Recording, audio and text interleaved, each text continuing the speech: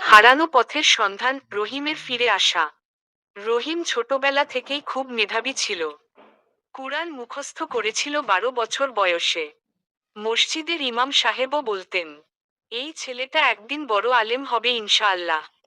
কিন্তু বয়স বাড়ার সাথে সাথে রহিম বদলে যেতে লাগলো।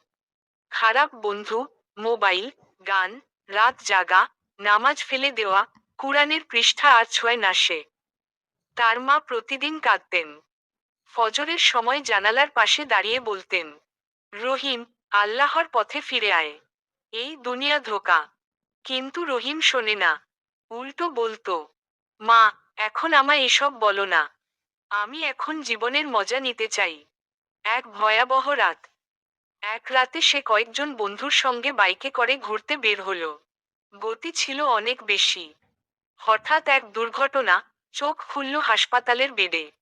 চোখে পানি, গলায় কষ্ট। পাশে কাঁদছে তার মা। রহিম তখন অনুভব করল, আমি তো জানতাম না আমি মারা যেতে পারতাম।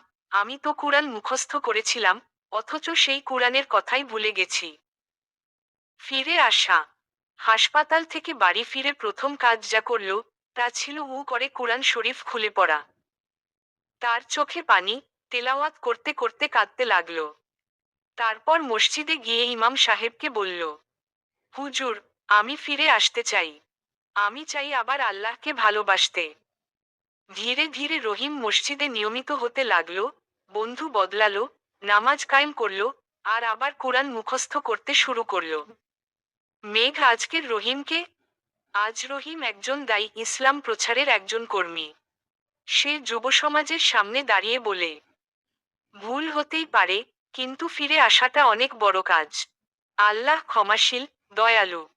যত দূরই চলে যাও, ফিরে এসো। দরজা এখনো খোলা। গল্পের শিক্ষা। আল্লাহর রহমতের দরজা কখনো বন্ধ হয় না। জীবনে যত পাপ করো না কেন, তাওবা করলে আল্লাহ ক্ষমা করেন। কুরআন, নামাজ আর মা বাবার দোয়া কখনো বৃথা যায় না। যুবক বয়সেই আল্লাহর দিকে ফিরে আসা সবচেয়ে বড় বিজয়।